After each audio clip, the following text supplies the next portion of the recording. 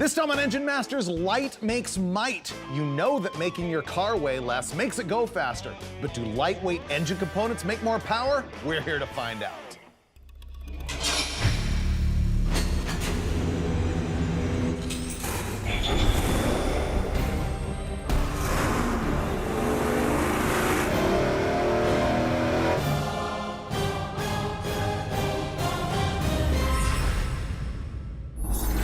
It should come as no surprise to you that I bench race engines in my head all the time. And when I'm shopping for dream stuff, I always think to myself, should I get that 38-pound crankshaft instead of the 42? Should I get the aluminum connecting rods instead of the steel? Should I get the tiny damper? Should I get the aluminum flywheel instead of the heavy steel one? Well, that's what we're here to find out. Do lightweight engine components actually make more power? Do they help the engine rev faster? Well, I couldn't really build entire engines with different components to figure this out. So let me tell you exactly how we're gonna do it.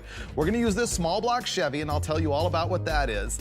And we're gonna start with this 10-pound harmonic balancer. Then we're gonna change it to this 1-pound aluminum drive hub. It's meant for circle track cars, just to be able to run accessories and things. It has no damping ability, and it's super lightweight. Next up, we're gonna take the steel flywheel and the big dyno drive hub that weighs 44 pounds, and we're gonna change it up for this 2-pound little drive hub. And then we're gonna run the engine and find out, does it actually make more power to ditch all that weight? And that's a big, big chunk of weight. Probably more than you can actually eliminate in your reciprocating assembly in your engine, but it's gonna give you a scale to see how much this is really worth it. And to find out, we're gonna accelerate this engine at 2 different rates on the dyno. 300 RPM per second and 600 RPM per second, and compare the two. We'll explain more about that once I sit down with the Steves. So, what is the engine that we're using for this big test? This is a Westech mill that's been around, and it's got 10,000 dyno pulls on it. We really are impressed with the reliability of this thing. It is a Dart SHP 372 cubic inch small block Chevy. The whole short block you can buy from Dart as is. They run fantastic. Up in the top end, we've got AFR, Airflow Research 195 street heads. We have an Edelbrock dual plane RPM air gap intake manifold. We got a 750 Holley XP. The camshaft in this thing is from Comp Cams. It's a hydraulic roller with solid roller lifters on it. You can see that trick in an earlier episode of Engine Masters. And its duration is 242 at 50 on the intake. So this thing should make neighborhood of 500 horsepower. We're gonna put it on the dyno right now with these heavy parts on it, and second, change it up to the light stuff and see what happens. All right, we got our 377 on the dyno for the baseline. You've tested this thing 10,000 times. A few. So there's gonna be no surprises here. No. The thing I want to describe to the audience at this point is, how are we gonna tell the difference in power between the heavy components and the lightweight components? It's more than just straight horsepower on the curve. It's going to show up in one of two ways, acceleration rate or horsepower. And since we have a controlled acceleration rate, we're going to look at a power difference. So what I'm going to do is accelerate the engine at 2 different RPMs, 300 and 600 RPM per second. Like we just threw together the COVID 350 and the 56 Chevy. How fast did that thing tack in the car? Oh man, it had the aluminum flywheel and it was just zinged up there like crazy. But I mean, you've done drag racing, right? And you've done land speed racing. And it's kind of an analogy what we're doing right here. I mean, land speed racing, weight of the car is not as much of a factor as in drag racing. Wouldn't you agree? Yeah, you're not overcoming inertia, which is what we're talking about here, but even more specifically about land speed racing versus drag racing.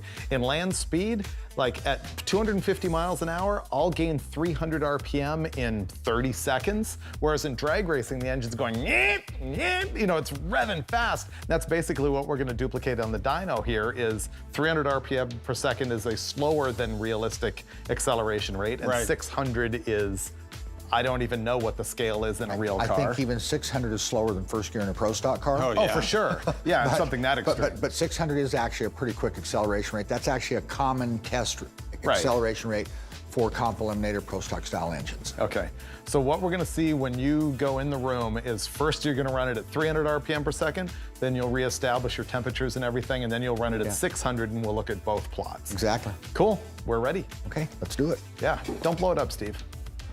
That's happened enough today.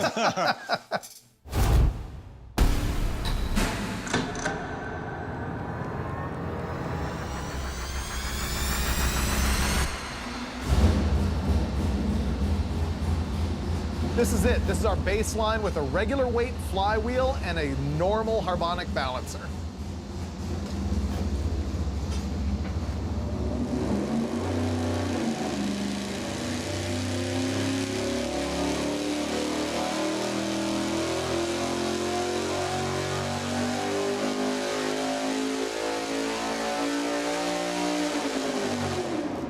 So that was our first test at an acceleration rate of 300 RPM per second, and the power numbers are 500.4 horsepower at 6,600 RPM, and it made 466.2 pound-feet of torque at 4,500 RPM. And now we're gonna find out how that changes when we accelerate it twice as fast at 600 RPM per second.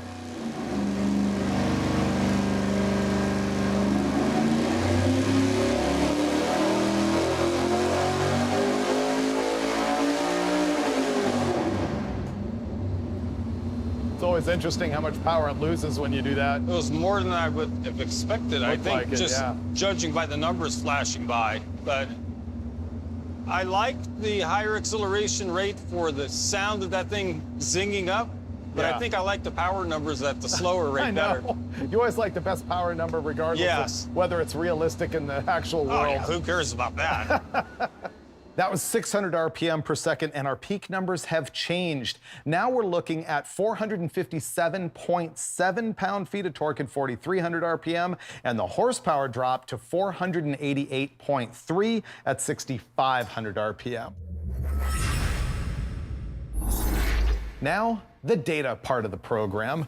Right here, we've got the black line representing 300 RPM per second acceleration rate, which would be the standard that you normally see on the show. The red line is 600 RPM per second. So what are you seeing? I see that it takes a whole lot more power to accelerate something quickly. Like I said, it's going to show it in one of two ways, either an acceleration rate if you're not controlling it, or power if you are. So we actually went from 300 to 600, and the power went way down. And basically what that tells us is this is the engine's inability to accelerate its own mass. The faster you try to accelerate, the more power loss there actually is shown. You? Yeah. I'm surprised by how much it is, really. I've never done this specific test and looked at it, and It's big. It's big, yeah, it's really big. Okay, very cool. So let's go change it from Cadillac mode to bicycle mode by removing the flywheel and the damper. Oh, you're going to love what I did for bicycle mode. I can't wait to see it. Oh, yeah? Yeah. Great. This is going to be simple. Let's go. All right.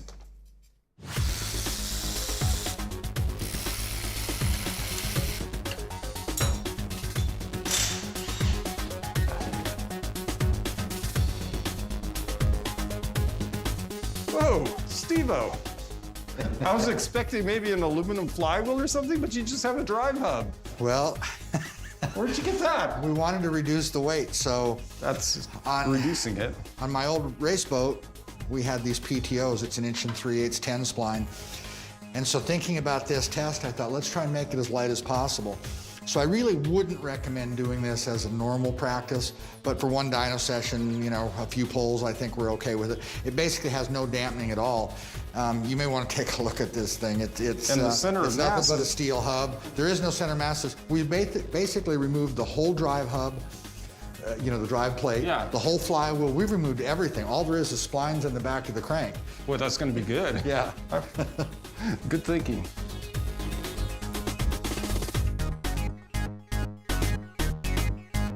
Now we've got the lightweight components on the engine, and we're going to go for the base 300 RPM per second pull.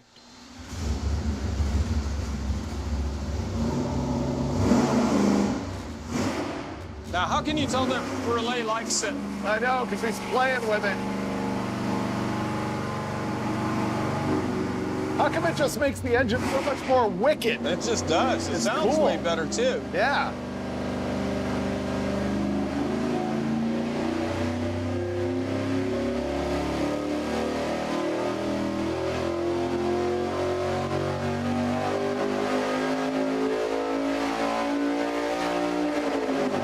Dude. Makes good power. Yeah, it does. That's cool. Wow. That's really cool. That's a heck of a lot. Thing is, it's 44 pounds off the back. I know, but Yeah. to me it seemed like it was better at the hit too. Yeah, it which seemed like it's it was. static right there. That was 300 RPM per second, our baseline with the lightweight components on the engine, and we made 478.9 pound-feet of torque at 4,400 RPM and 516.2 horsepower at 6,600 RPM. Next up, the faster run, 600 RPM per second with the lightweight components.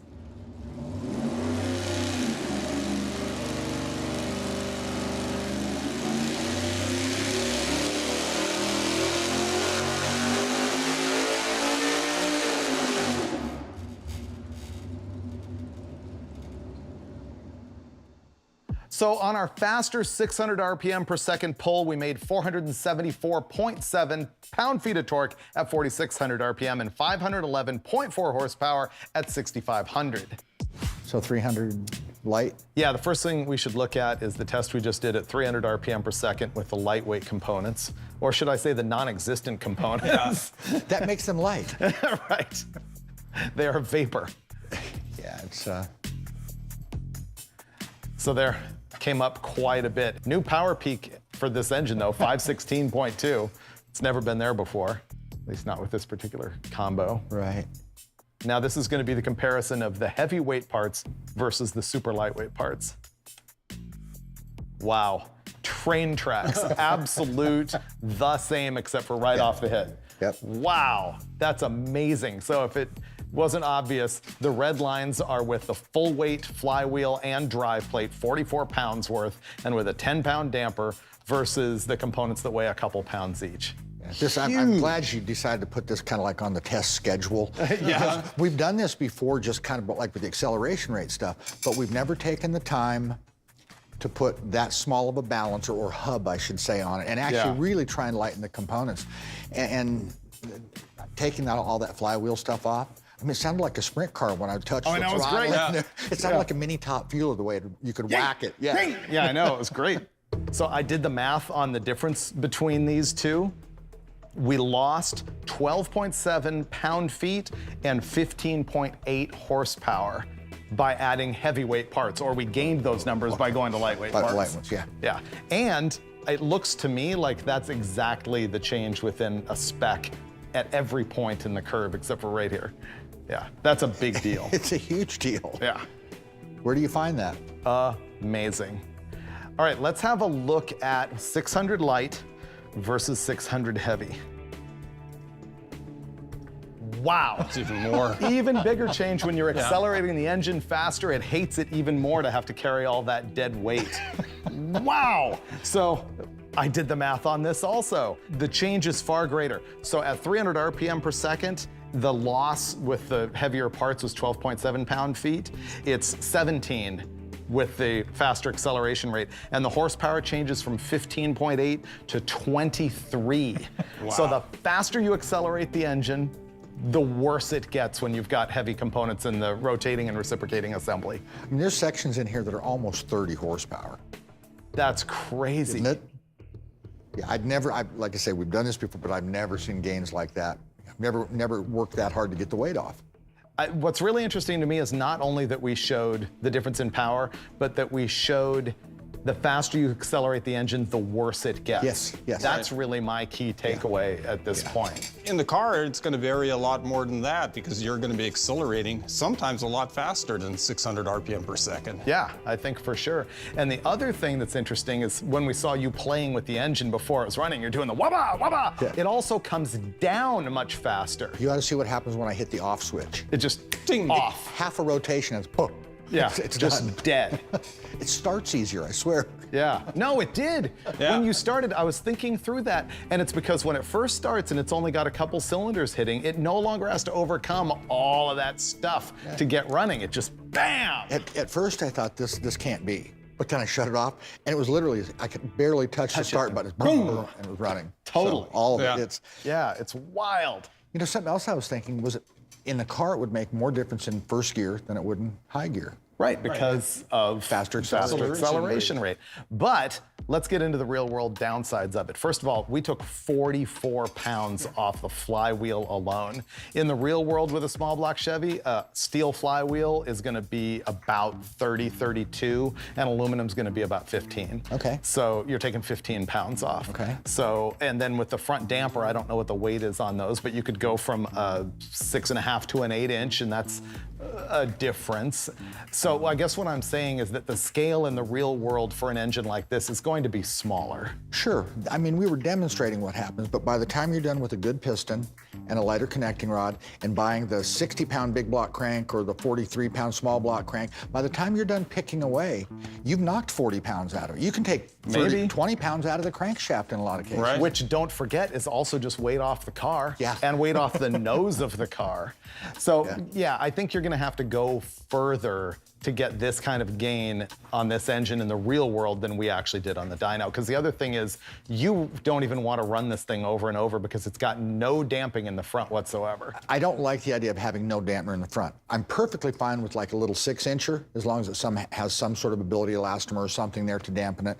But with nothing there, I've seen timing chains break because of no dampening. There's a reason sprint cars run gear drives. Okay. Because they have no dampening, and it will break timing chains. I've seen it happen with blower motors.